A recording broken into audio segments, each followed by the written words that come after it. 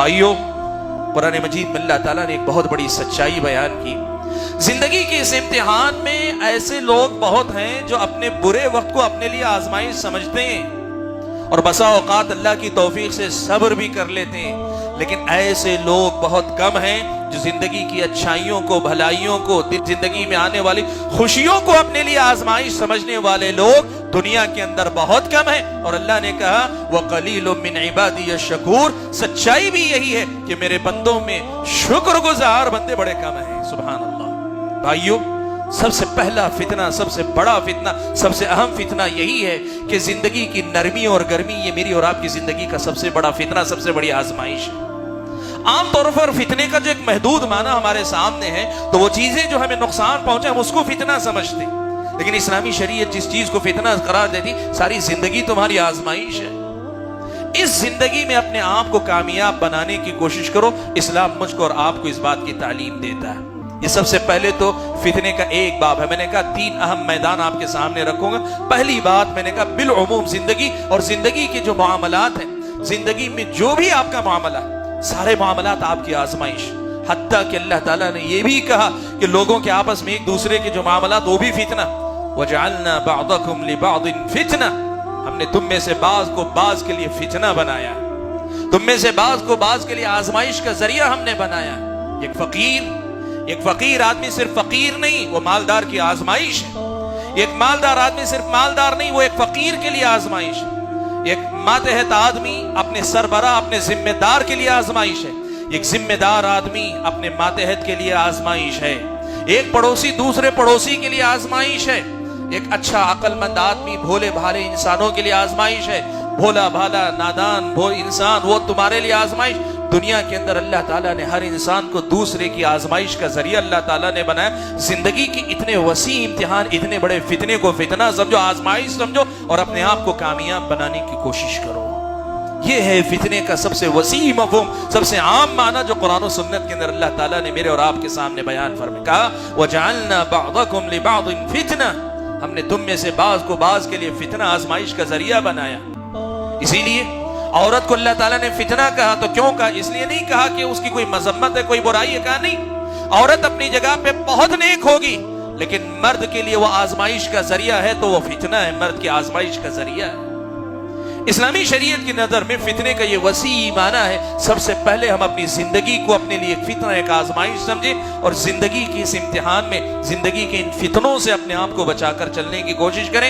ये सबसे पहला मैदान है जहां मुझको और आपको फितनों की राह में अपने आप को बचाने की कोशिश करनी है। भाइयों, इस जिंदगी में हमें जो नुकसान पहुंचाने वाले फितने, जो मुझको और आपको नुकसान पहुंचा सकते हैं, वो जो फितने हैं वो 2 किस्म के फितने हैं। एक हैं शहवात के फितने, ख्वाहिशात के फितने, और दूसरे हैं शुबहात के फितने, मुख्तलिफ किस्म के जो शुबहात आते हैं उनसे मुताल्लिक फितने।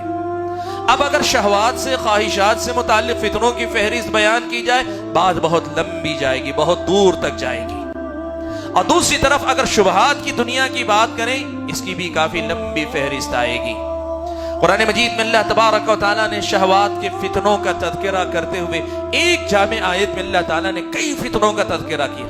अल्लाह ने फरमाया ज़ुय्यिना लिन्नासि हुब्बुश शहवात मिनन निसाइ वल बनीन वल क़नातीरिल मुक़ंतरति मिनद ज़हबि वल फ़िद्दा वल ख़ैलिल मुसव्वमति वल अनआमि वल हर्थ ज़ालिका मताउल हयातिद दुनिया। अल्लाह ने फरमाया कि लोगों के नजदीक ये जो ख्वाहिशात हैं, ख्वाहिशात की मोहब्बत अल्लाह ताला ने मुज़य्यन कर दी। हर आदमी अपने दिल के अंदर इन चीजों की ख्वाहिश महसूस करता है, और अब ये ख्वाहिश आदमी का इम्तिहान बन जाती है। किन चीजों की ख्वाहिश?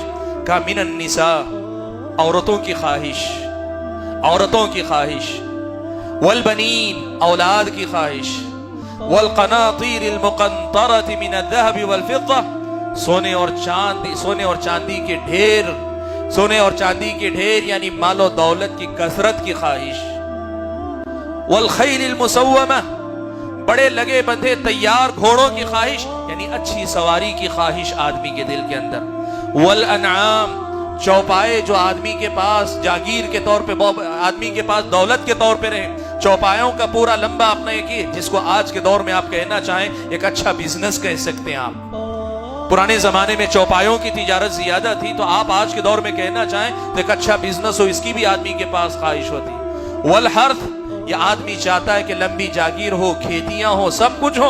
आदमी के ख्वाहिशात की एक लंबी फहरिस्त अल्लाह ताला ने गिनाई है। मेरे भाइयों, इस्लामी शरीयत मुझको और आपको एक बात ये बताती है, याद रखो, ये जितनी ख्वाहिशात हैं, ये मेरे और आपके लिए इस्लामी शरीयत ने इसके अंदर एक बहुत ही नाजुक जो है ज़ाबिता मुतय्यन किया। ख्वाहिशात इंसान के अंदर अल्लाह ने फितरी तौर पे रखी हैं। ख्वाहिशात का पाया जाना अपने आप में गलत नहीं है। ख्वाहिशात तो अल्लाह ताला ने इंसान की फितरत में रखी, और इस्लाम को अल्लाह ताला ने दीन फितरत बनाया, फितरत के मुताबिक दीन अल्लाह ताला ने बनाया।